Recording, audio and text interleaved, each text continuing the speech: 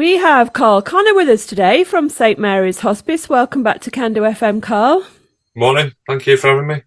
Now then, we've seen in the news this week that St Mary's Hospice is having a look at their funding, and it's not particularly good news, is it, Karl? It's not good news. Obviously, we're going through a cost of living crisis, right across the whole country at the moment. And the hospice is affected by that. It's much harder than it's ever been to raise money. And with only 22% of our funds coming from central government, that means we've got to raise all of the rest of it.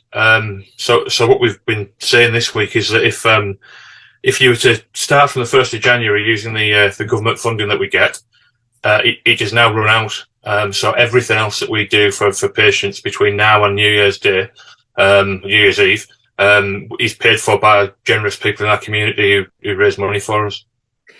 Right. Now, the government funding, it's less, I believe, than other hospices are getting.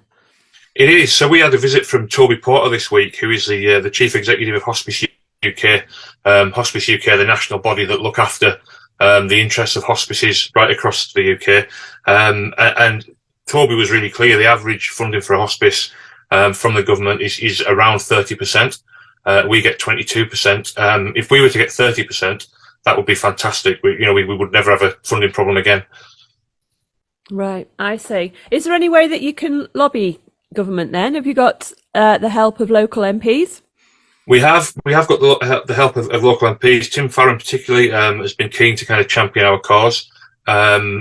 We've also obviously got Hospice UK fighting our corner, and they interact with government on behalf of all hospices in Westminster. And then things like this media campaign that we've been doing, talking about the funding in the press. I think it's something as a nation really we need to think about. How do we look after people in their final days? You would never design the hospice model the way that it's been designed. It started out, as a charitable organisation, and it's kind of different. We do have a bit of a postcode lottery, so it's different depending on the way that local NHS organisations make decisions up and down the country.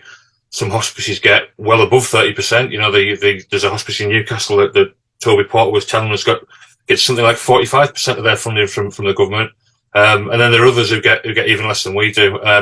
But we think there should be more done to make it kind of uniform and make it fair across the country, so that people, we believe people in South Cumbria are just as deserving as anybody else. Absolutely. I mean, what's the reasoning behind this? It sounds like a postcode lottery yet again.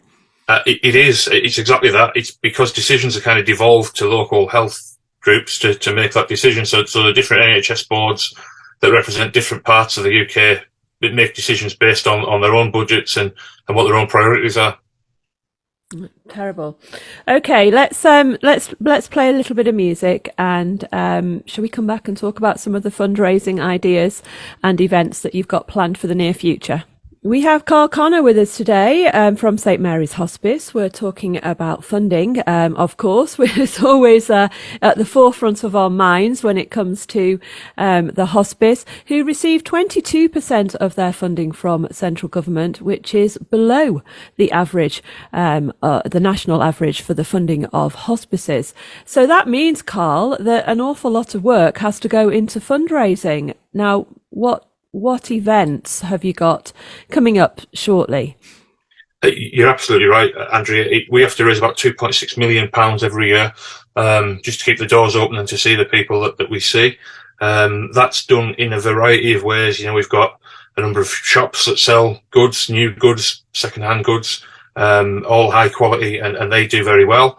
We've got the wonderful Orangery Cafe at the site in Ulverston that is very, very popular and does very well. And then we also have a number of kind of fundraising challenges. So this year we've got things like there's a skydive going on. We've got, people of all ages taking part in that. We've got Total Warrior. There's teams in that. We've got people doing the Rob Borough Marathon, which I think is coming up in a couple of weeks' time, and several other events. And then we put on things of our own as well. So we've got a trek up Helvellyn at night. We work with Lakeland Mountain Guides to do that. I did the one a couple of years ago where we went up Scarfell, and it's really great fun. You kind of get right into it and can enjoy the the camaraderie with, a couple of hundred of you going up a mountain in the night. One of the things that we're finding is increasingly popular way for people to support us is to leave a gift in their will. As people have less cash in their pockets, and all of us are facing that at the moment with the price of energy and other things. It's a really easy thing to do, particularly if you've already got a will. You just need to make a simple phone call to a solicitor, and you can leave 1% of your estate. So it's kind of a gift that you give now that we see the benefit of at some point in the future. And that's a popular way for people to do things where they can support us, even if they haven't got the disposable income right now, to be able to do something. We've had some amazing legacies left to us. And really it's been those over the last couple of years that have kept us going.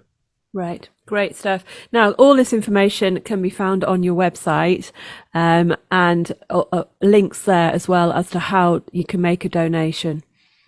Yeah. Great stuff. Right. All the best, Karl. I'm sure we'll see either you or others from St. Mary's Hospice in the studio over the coming weeks, promoting all these events that you've got going on. And as always, good luck. Thank you very much.